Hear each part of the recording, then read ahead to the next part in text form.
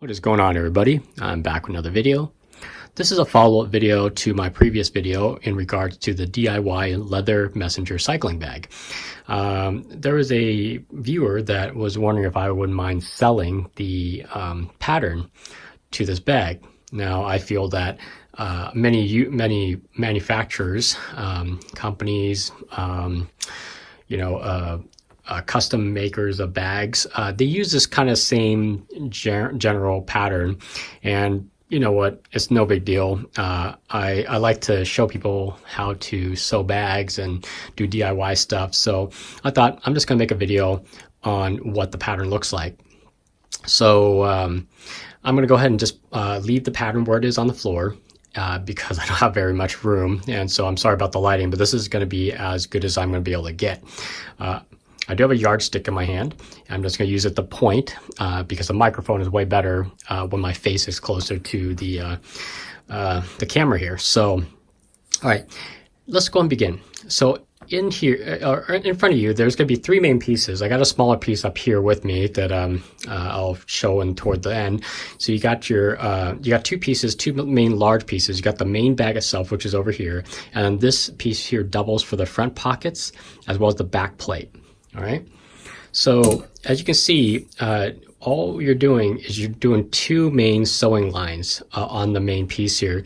You're simply sewing from this corner all the way up, and then all the way around, and then all the way to this corner. And then same thing with that side, from here, all the way up, all the way around, and all the way to that corner.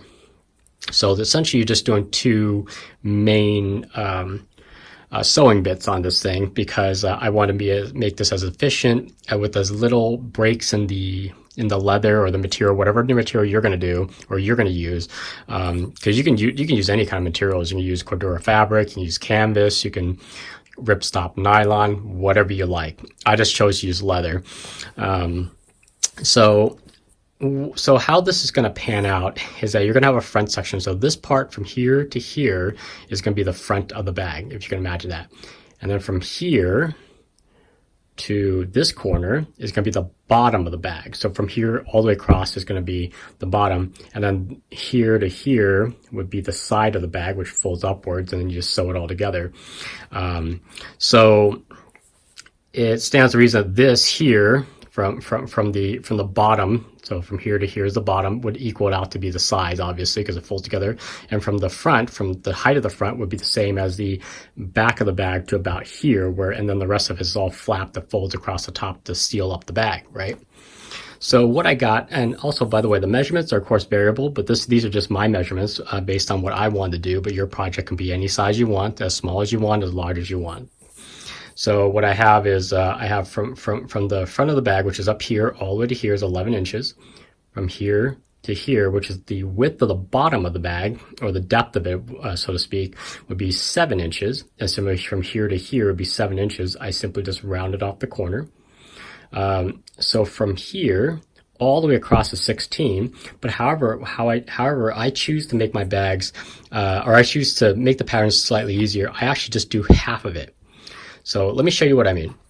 So you can see I folded my pattern in half. And basically because it's much easier for me to make a pattern that way, because I want both sides to be symmetrical when you unfold it, right?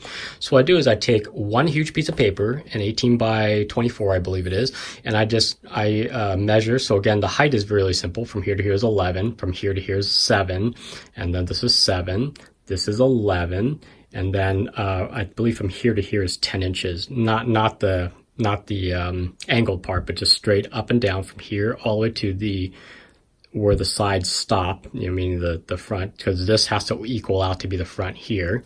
So this is 10. From here to here is 10. From here to here is 11. From here to here is 7. And from here to here is also 11, right? Because you can imagine it folding all up against each other.